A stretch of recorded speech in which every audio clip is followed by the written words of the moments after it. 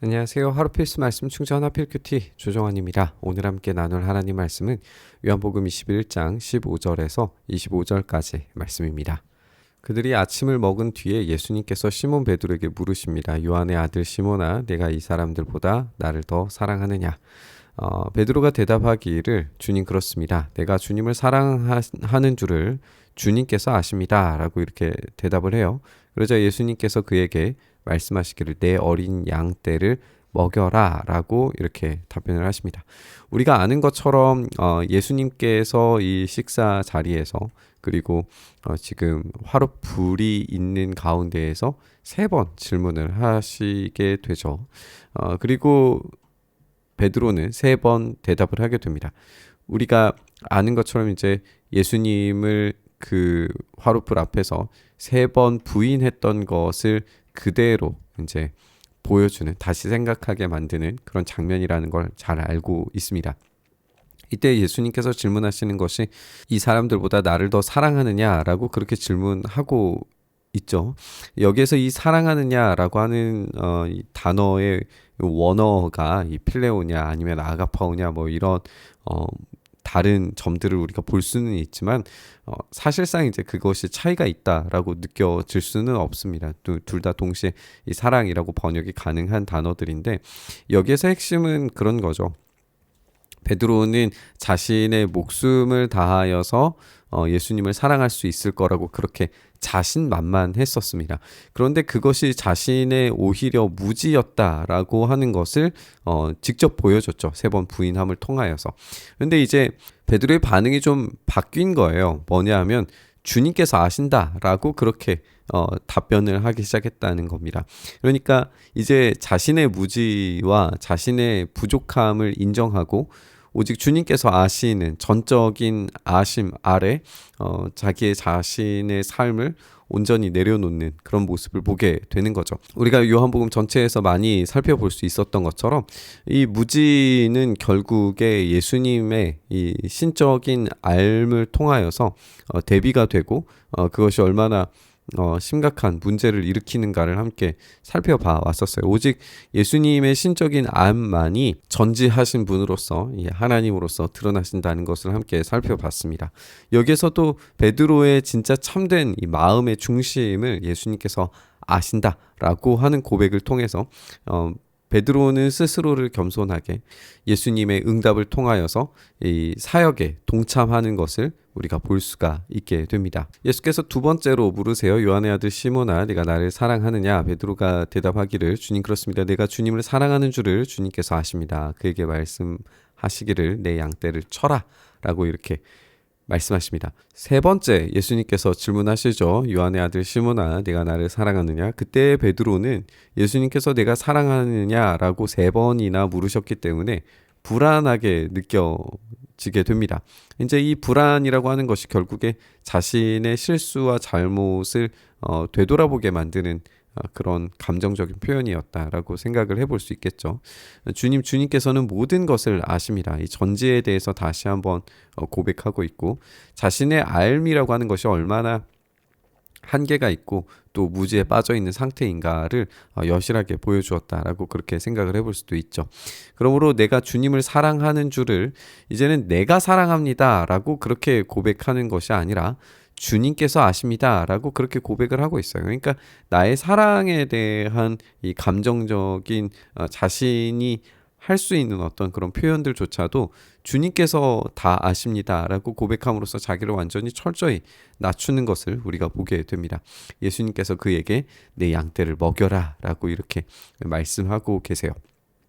우리가 예수님께서 지금 제자들에게 식사를 제공하시는 장면이다라는 점을 생각을 해보고 또 예수님께서 제자들이 잡은 물고기를 가지고 그 식사에 참여하도록 했다라고 하는 점에서 예수님께서 이 식사의 자리에 그 동역에 초대하셨다라고 하는 점을 어제 함께 살펴봤었어요.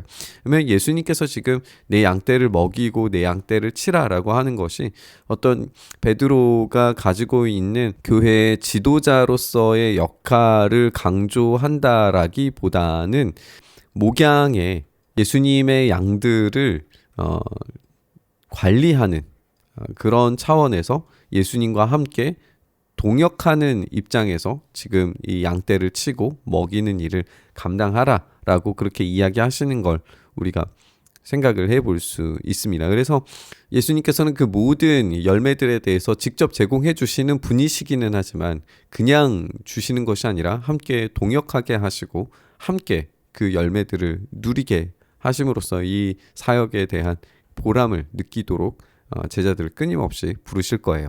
함께 주님과 동역하는 그 관계의 결말이 우리가 생각하는 막 엄청난 승리 이런 게 아니라 오히려 십자가를 지는 것이다 라고 하는 것을 우리가 발견하게 됩니다.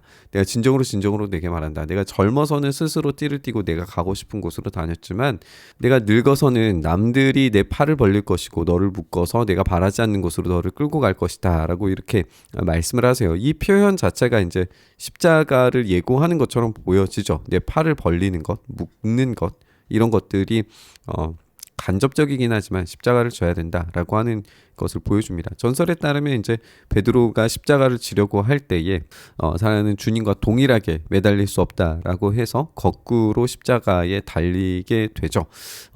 어쨌든 이렇게 십자가를 지게 되리라라고 하는 이 결말을 우리가 생각할 때에 주님과 함께하는 이 동역 그리고 주님께서 먹이고 또 치라라고 말씀하셨을 때 그 일들이라는 것이 이 땅에서의 삶으로 생각을 하면은 박해 그 자체일 거예요.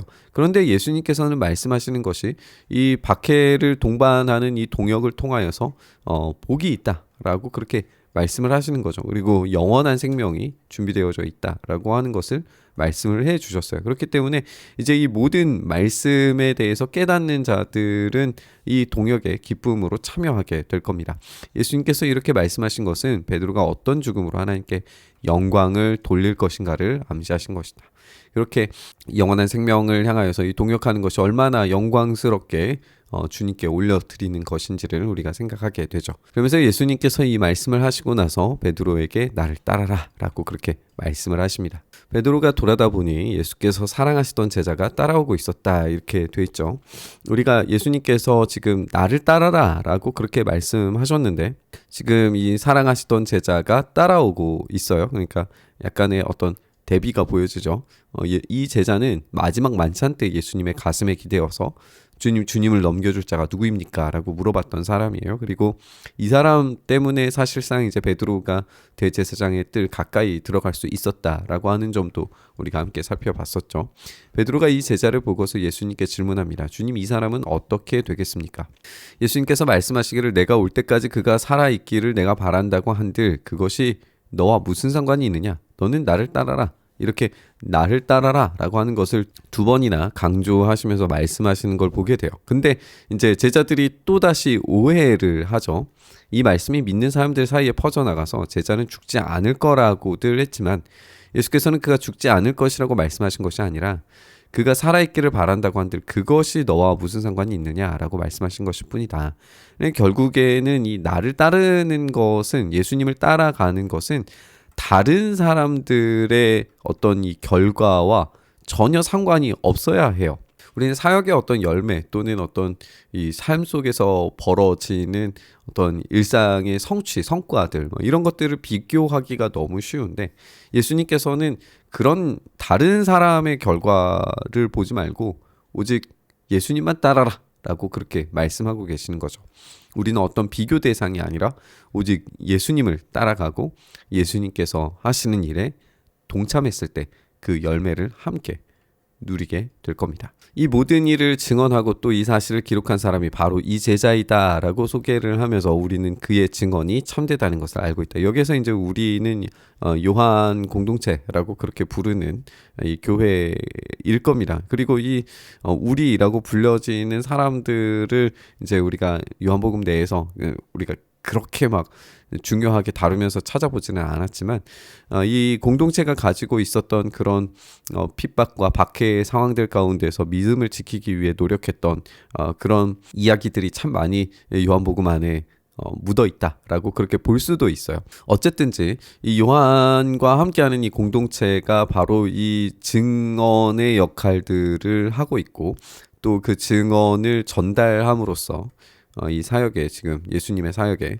동참하고 있는 것을 보게 되죠. 이렇게 이 증인으로서의 삶이 이 요한복음 1장과 함께 이제 수미상관이라고 하죠. 인클로지오라고 부르기도 하는데 이 앞부분과 뒷부분이 동일한 이 증인에 대한 이야기를 함으로써 아주 구조적으로 단단한 이야기를 만들어내고 있다는 것을 보게 됩니다.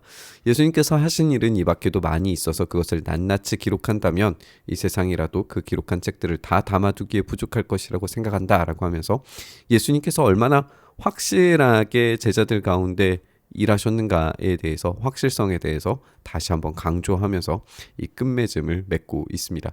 이렇게 확실한 예수님에 대한 경험과 증언들이 우리의 삶 속에 그리고 주님께서 나를 따르라 라고 하시는 그 인생 가운데서 펼쳐질 줄 믿습니다. 주님을 사랑하는 것 그리고 주님을 따라가는 것 그것이 바로 우리에게 주어진 주님의 소명이고 사명인 줄 믿습니다. 그렇게 주님을 따라갈 때에 나를 따라라 말씀하시는 그 주님께 온전히 곧장 어떠한 멈춤도 없이 따라갈 때에 주님께서 베풀어 주시는 그 놀라운 사역의 열매들을 우리가 맛보게 될 줄 믿습니다.